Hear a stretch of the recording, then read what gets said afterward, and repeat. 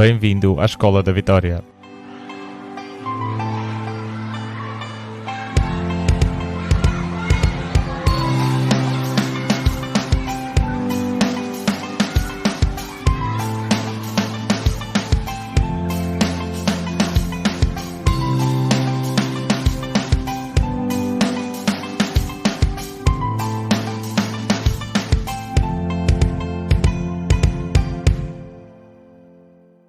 A aula de hoje vai ser em inglês. Na aula de hoje falamos com Bert le Clos. In today's class, our guest is Bert le Clos. Bert is the father of the Olympic champion Chad le Clos. To get to know Bert better and learn more about how to raise a champion, listen until the end. Good afternoon all. Have a good day. A good day for all of you. Today's guest is Bert le Clos. Bert le Clos is a very gentle man from South Africa and also Mauritian. Bert is the father of an Olympic champion and world champion. Hi Bert, how are you? Hi George, how are you? Happy to be here, brother. Thank you, brother. It's always good to have someone like you. Bert, tell me a bit about you, who you are and where you came from. You know, I come from Mauritius originally, a family of 10, 5 boys, 5 girls. It's a very humble upbringing, you know. We struggled, you know. My father, God bless him, he fed us like most people are good fathers. And I learned a lot from him, you know, because his primary thing was his children. And that's my primary thing, you know. Nothing comes between me and my children, nothing. No money, no business, no bars, nothing. It comes first, my children, my grandchildren. Then comes everything else. So no soccer game, no Man United or Portugal or Cristiano Ronaldo in your case, which I love, by the way. Yeah, I love Cristiano Ronaldo. You know, I call him my son. When Chad was young, I used to say, there's my son, there's my real son, Cristiano Ronaldo. And he used to get cross when he was 15, 16. But we all love Cristiano Ronaldo. But in saying that, I'm first and foremost the father before anything else. okay. That's your main reason of your life. That's my greatest achievement in life. So Bert, tell me, as a good father you are, what was the education you gave to your children, schooling, and what did you give him? You see, traditional schooling. You know, the schooling that, you know, I'm going to be honest with you. Like maybe some people won't like my answer because primarily for me, everybody passes school. Everybody can go to matric, can go to university. But very few people can achieve in love.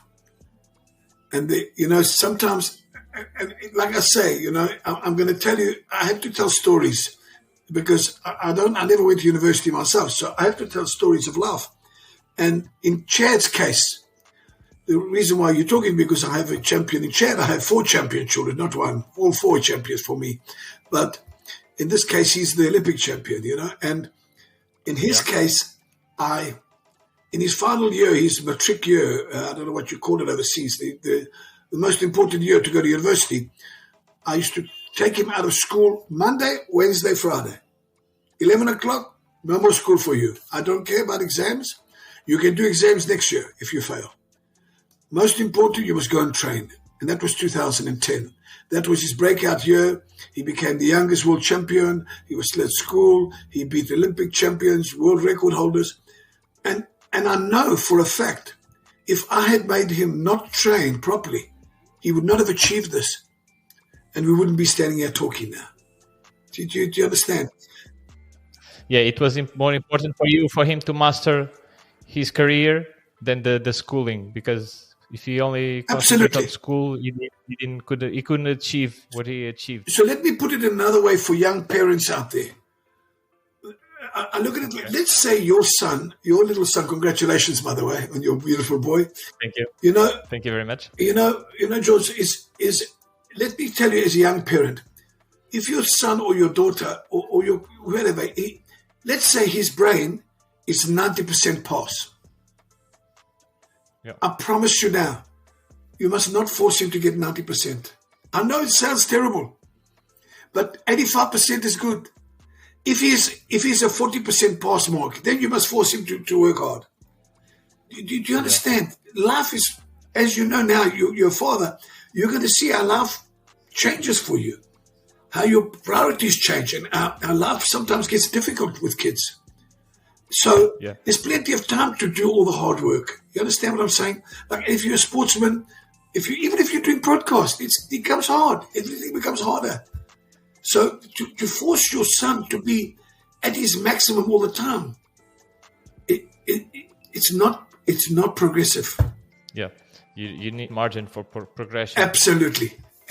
Leave something for Saturday for the gala. I took sporting wise, or for the game. Yeah, exactly. Correct. Okay, that's good. And during the Chad education, how you managed his education of Chad and your other sons? Look, how could you manage one and the others? Yeah, look. I treat my kids individually. I don't treat anybody special because they're just kids. Let me explain to you something. So, because your son is Olympic champion, and your other son is a barber or an accountant or a mechanic, it doesn't make a difference. God gave them the gift to become a champion. You put the same amount of time in, to your ballerina or your if your son or your daughter is a third at school, and that's the best they can do, still a champion. You understand? That's the best they can do. They are our champions. Yeah, of course. Always. Of course. So there's no difference between treating them. I don't treat anybody differently. I treat them all the same. Can I ask you one thing about Chad? Yes. When did he saw that he could be a champion, a big swimmer? Honestly, I took him overseas when he was 12, and I took him overseas when he was 13. I have to tell the story because there's a lot of parents or whoever watches this podcast. They're going to say, I took Chad when he was 13 to England for a competition, and the coach at the time said, "No, Bert, he's a good swimmer, he's very good." I said, "Okay." I never had too much money. I borrowed the money. I made a plan, and I took him to England. He went. He made 2 finals. He finished third to last and second to last. I come back after 10 days. Oh, my money. I said to the coach, "Oh, is something wrong with you?" He said, "Bert, don't worry. You will see. You don't know what the other kids are doing." I said, "Okay, well, I don't know. I have to trust you." I carried on with life. And of course, 3 years later, the same people that he versed in the Commonwealth Games, Chad was the swimmer of the Commonwealth Games. He won 5 medals, 2 new records, Commonwealth records. You understand? 2 golds, 2 silver, and a bronze. Against the same people that killed him and more. So, it's about timing and progression. Progression. Yes. That's good. I saw a documentary once that you recommend me about Chad's life, and I saw the conditions they still have that condition, and I think that's what make him humble, and maybe that it's one of the most important things that Chad have and you also have. It's humble. Yes, being humble. But I have to say this,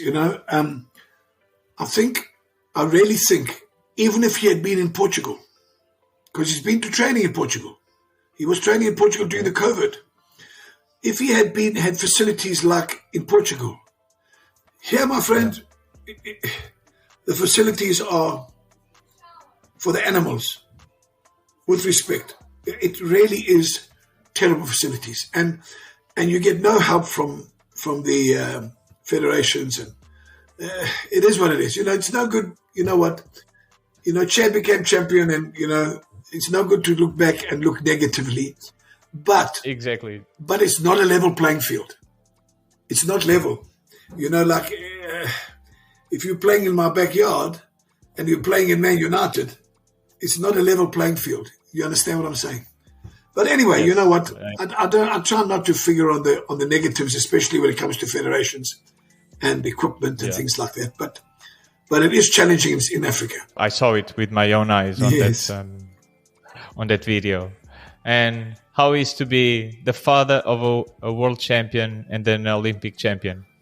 George, I want to tell you, my friend, it is only one word: unbelievable.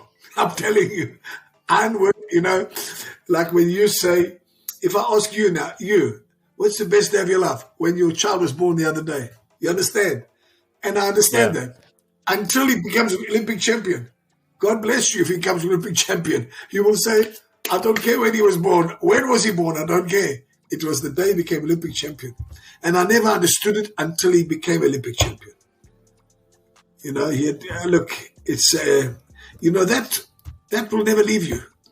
There's so few Olympic champions, and my son is one of them, which is really, truly unbelievable. I believe so. Now I saw Chad is also on the World Cup, the World Championship now. World Cups. Very good. Yeah. And he's doing great. He's doing very good. Congratulations. Thank you very much. For his 3 medals this weekend. Yeah, 3 medals. He got 9 medals in total. 3 in Berlin, 3 in Canada, and 3 in America. Very good. Wow. You know what he's got? At 30 years old, he has a new lease on life. He's got a new coach, which is a German coach in Frankfurt. But he's got a new lease on life, if you know what I mean. Yes. I haven't seen my son like this for 7 years.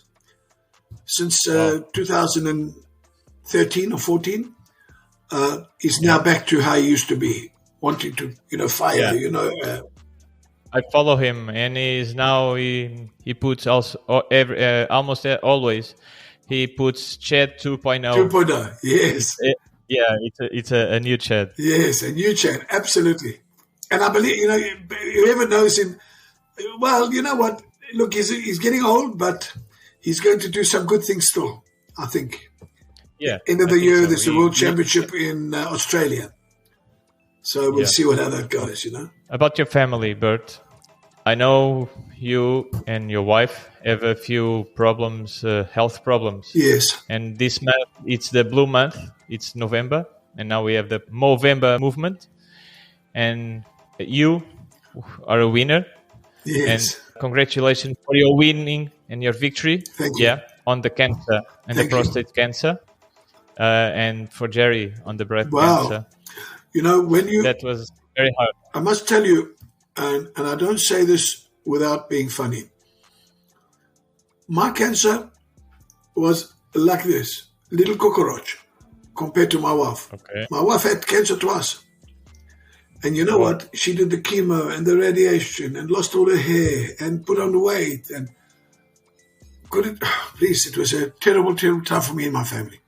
My cancer, I removed it with a prostate with a machine. And you know what? No chemo, no nothing. It was more of a prevention. It had just started the cancer, thank God. So actually I went for a test on Friday, which I got the result today. It's still all clear, thank God. Okay. So my cancer was completely different to my wife's. My wife she got it twice and she had to do the whole bang bang shoot, which was, for me, that is a champion. To go through all that, you took victory or whatever, victory. That is unbelievable when I say that, really and true. That is what you call unbelievable. Also, thank God we survived it. A lot of people didn't. And whoever's going through it, whoever listens to this, must just know to be positive. And my wife is the extreme of positivity. Extreme of positivity. You cannot tell my wife she can't do that. You can't tell her that. She's I think that's where Chad gets the determination from, my wife, not from me. Believe me. From the mother. From the mother. I was going to congratulate your wife because she's so positive. Absolutely. And everything. Jerry is always positive, and she's not worrying about what can happen tomorrow. Absolutely. No, why should her? Yes. And that's very good. And you see happiness and positivity in her, and that best to you also. Absolutely. And good for the family, Yeah, very good. Exactly. Very good. Very, very good. That's very good and very hard. But, maybe the advice you do for the people on this month, mainly, is go for a test. Absolutely. Oh, no, wait. When you get to a certain age, I have to tell you this quickly. So, it's strange. My wife is alive today, because of the Rio Olympics. She went like this. She had breast cancer in 2010, and chemo and all that all gone. And got tests, and she feel a bump. She said to me, "Oh, Bert, it's nothing." I said, "Jerry, we've paid for our tickets to go to Rio. We've got good medical aid. Just go and see the doctor on Tuesday. This is Sunday. Go and see the doctor on Tuesday. But just go and see him." He went to the doctor on Tuesday. She went to the doctor on Tuesday. Wednesday, the oncologist. Thursday, the surgeon. Friday, they want to cut double mastectomy off, both of them. Wow. I said, "You can't cut today because Chad was coming from training camp from Mauritius." I said, "Cut on Monday." Anyway, he cut it on Monday. When Chad came back on Friday night. And you know what?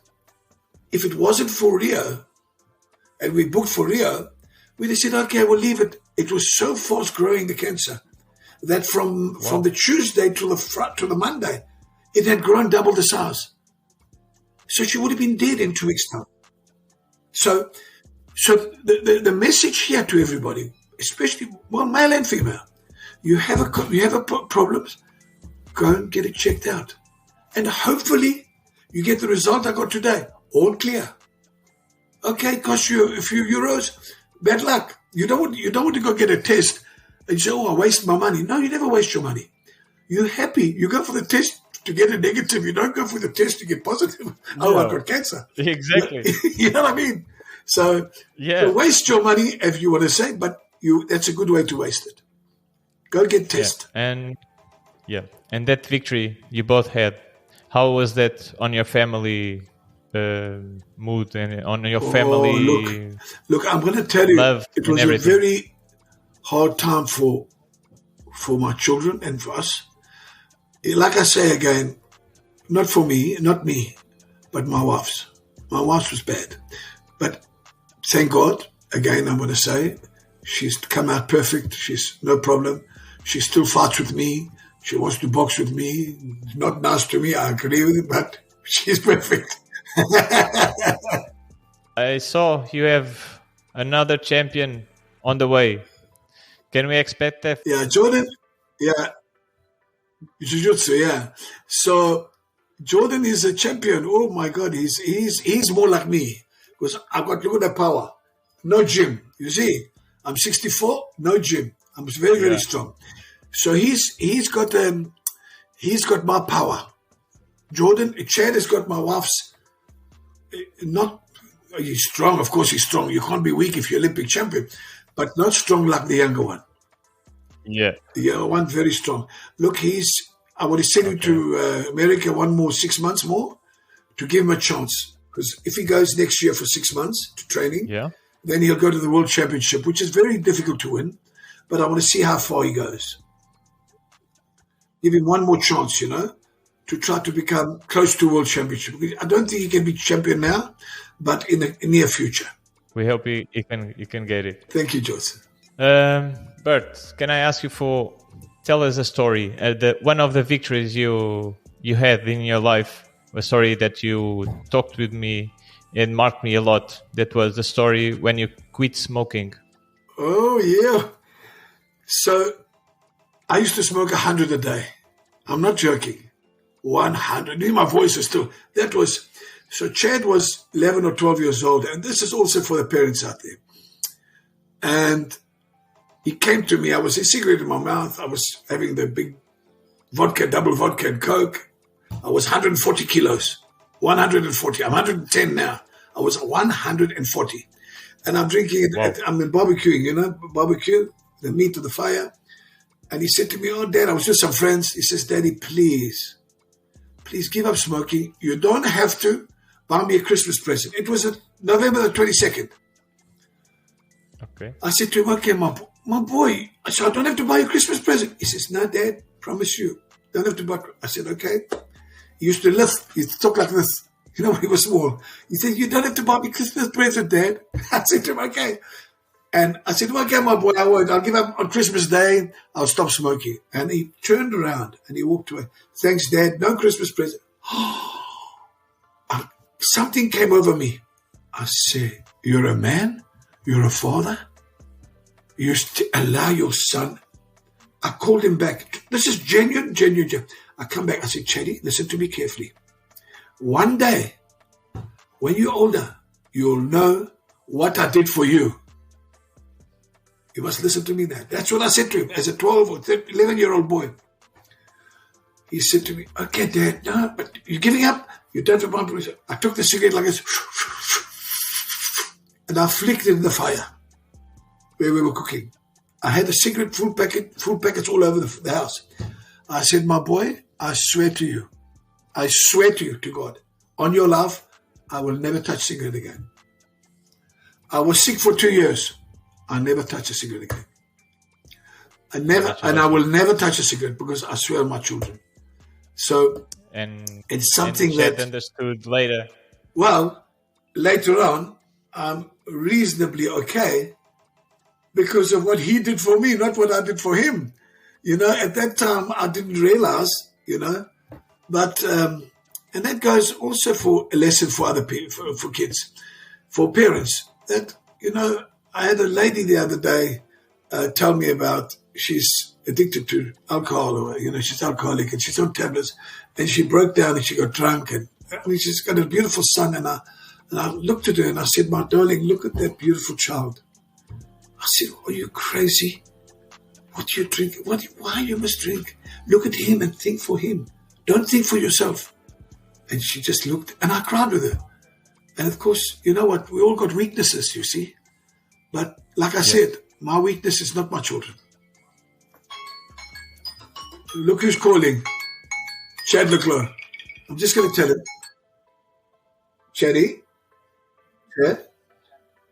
Chad, I'm just on a podcast now.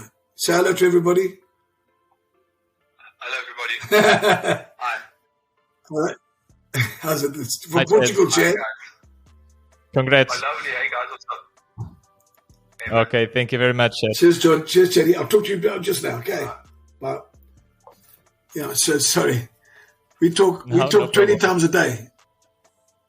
Well, that's good. That show people how a big father you are. And as you told me, you are the best father in the world.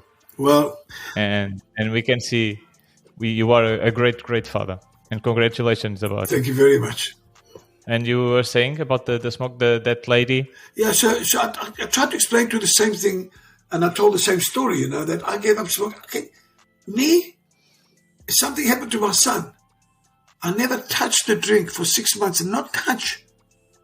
I like to drink once a week. I have 2-3 bottles of wine. I enjoy to drink, but only once a week. On a Saturday night at a party or get some friends over. I didn't drink one drink. Birthday came, Christmas came, not one drink. Until one of my children got out of trouble. That is I drink to be happy. When I have a few drinks, when I come to your house, I bring 2-3 bottles of wine, we drink and we laugh and we joke and we dance. If I'm in a bad way, I don't want to go drink and say, oh, and then I do bad things and I say, oh, I'm doing the bad thing because I'm under pressure. No. For drinking is for party. If you drink, I don't say it's good to drink. I'm not saying that for anybody to drink. But if you're going to drink, drink when you're happy, not when you're sad. That's very dangerous for people. Yes, drink when they are sad. Of course. That's bad. So, and your hobbies? What's your biggest hobby? I play poker. You play poker? Yes. Okay. And of course, I cook every single day of my life. I cook for my family. Every single day? Even tomorrow I'm going to play poker. I will cook before I leave for poker. So my kids and all that, my wife, my daughter, my son-in-law, my grandkids, all got food. I cooked already. They're eating now. You see, I cook every day. So my cooking is my hobby and poker. Yeah. Okay. Well, about the cooking, I think people can follow you on your Instagram. Yes. You are a cooker and you post almost every day something on your Instagram about your cooking. Yes. And I advise people to look your Instagram page. I'm gonna put the link if you won't mind. You see, it's people said to me, "Oh, you're like a little chef, and why you don't go to chef?" No, I'm a father that cooks. I cook simple things Then I come with a little bit of idea. Maybe I see you cooking. You know, I was in Madeira a little while ago. I learned a little bit something to do with the chicken. I do that, tried myself. You understand? I learned a little bit from you, a little bit from that one, and I put my own style to it. But as a father, not as a learned chef or recipe. I make my own recipe. You understand? So, and about your daily habits, you quit smoking, you start to make some exercise. I started walking. So like I say, I was 140 kilos. I'm now 109 kilos. So we walk 5-6 Ks every day, most days. Yeah. Let's say 5 times a week, we walk 6 Ks. I don't eat breakfast anymore. I only eat brunch, which is about 11 o'clock, and I eat supper. I don't drink Coca-Cola anymore. I only drink water. I only drink red wine. So all that has changed. I used to drink vodka and Coke, for instance, when I went out to a party. Yeah. So I've changed that way. You know, I've changed my lifestyle a little bit to try to live longer. Exactly, for you and for your kids and Yes, grandkids. absolutely. And that's good. And about the habits of a champion, can you tell us about some habits, for example, that Chad have? Well, he's got many habits, you know, because with to become champion, Olympic champion, world champion, you can't be normal. Performer. You can't be normal. You know that, eh? There's something. Yes, but there's something different. You can't just go every day and say, "Oh, I wake up at 8:00, go train, come back, drink a milkshake, go to sleep." No. Something must be different to me and to that one and to that one and to you. It must be something different to get to that level. And he's got many quirks, you know, like he's going to kill me when I tell you he's very messy.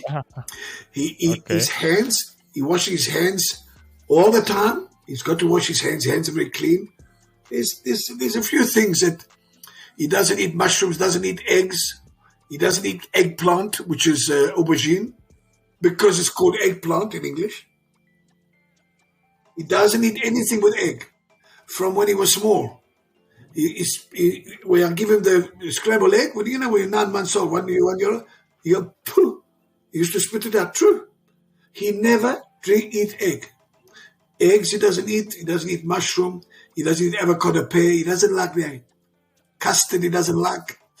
So he doesn't like the soft, like avocado pear, custard, all those things, you see. Yeah. Okay. That's good. So can you tell us 2 advices for life that you can give to our listeners and viewers? The big ones. You know, there's many things to give advice to, you know. It's not, you know, try to be true to yourself. And, you know, anybody can teach you. You know, your little 5-year-old, 10-year-old daughter can walk into my house. I have 15-year-old grandchildren, 15 years old, 4 of them, 15, 13, 11, and 6 grandchildren. But your 6 or 7-year-old can teach me about grandparenting. I could teach a mechanic about fixing cars, not giving an idea. You understand? Yeah. You could always be open to learn. Correct. You don't know everything, my friend. And you know, this Never. is the problem that people have. And I've had this with coaches. Coaches over the years, they tell me like this. So let's just say the one coach, I no use to mention names, they'd say, maybe Chad will say, but George, please, I think we shouldn't go 5 kilometers, we should go 4 kilometers. Oh, you're the coach now? No. He was just suggesting something. Even if you're wrong, take the suggestion and filter it and say, no, you're wrong. I'm not going to do it. At least try it. At least consider it. At least consider it. You know, you don't know everything, my friend. You don't know everything. And that's something you got. And if you live your life wanting to learn from anybody that comes along, and me, my skill in life is I'm not ashamed. I can come and ask you anything, any question. When Chad was young and he was going to started to become champion, I said to him, I said the one lady, her son was the best swimmer South Africa's ever seen, and got to 18, and he never swam anymore. I said, how can that be? Something went wrong. And I went to see her. Her husband got divorced with her, and she told me, Bert, I'll talk to you later. My ex-husband is here. I said, okay. I came back. It was at a gala. Came back, she said to me, and she gave me the excuses of what happened. And his father was too stubborn to, thinking he knows everything. And, telling it was a long story. But in that story was, you can learn from everybody and just take a back step. And another lesson I can tell you, do not worry about the opposition. Worry about Cristiano Ronaldo. Do not worry about Messi. If you worry about Cristiano Ronaldo, and let's see the best Cristiano Ronaldo you can be, that's all you can ever ask for. Don't ever think, and by the way, as a young father, sports father, that happened to me. Because I was comparing, I went to the coach, I said at the time I was Gracie Graham, what the hell is going on? Look how my son can't swim when I'm talking to England. I said, you made a mistake, my friend. He's useless or whatever. Whatever I said, I can't remember. Yeah. Because the rest is history. But because I was comparing, I didn't compare my son with my son. I was comparing my son with the next star. And I tell this often when I talk to parents, do not worry about George, worry about Bert. If Bert is doing okay, if your time is 1 minute and you're doing 1 minute, don't worry, that guy's doing 58. He might be on cocaine. He might be on steroids. You don't know that. You understand? Be better that you were yesterday. That's all. Just be the best version of Bert or George or whoever it is or Chad that you can be. And that, my friend, every day, try to do in the sporting world or even in the business world or the school world a little bit better, a little bit smarter than you were the day before or the month before or the year before. If you made bugger up last year, try not to mess up this year that you did last year. That's all you can do. Prove yourself 1% every day. Yes, of course. 100%. And that's what we have to do. We have to grow ourselves at least 1% per day. And if you do it, on 1 year, we are much better than we were last year. 100%. If you can just improve, eventually you'll be 100%. In life, improve yourself 2% per month. You are doing great. Just improving. You know what? If you're going forward, you can't ask for anything but going forward. Exactly. But one question for you. What is for you the victory?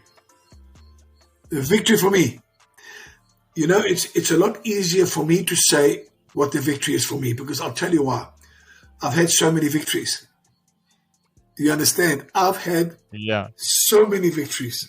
I've overcome things.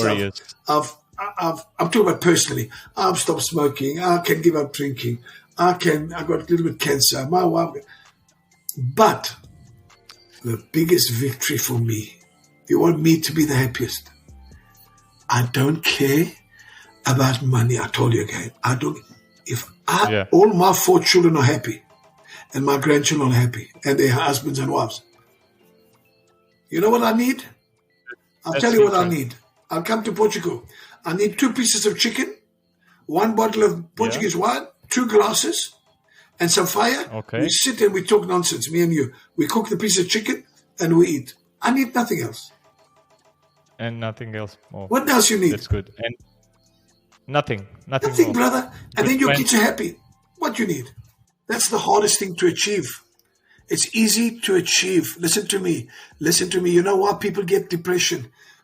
Tyson Fury, Dressel, Chad le Clos, they get depression. They want to kill themselves. They can't swim anymore. Michael Phelps, he's got the greatest of all time. Couldn't swim.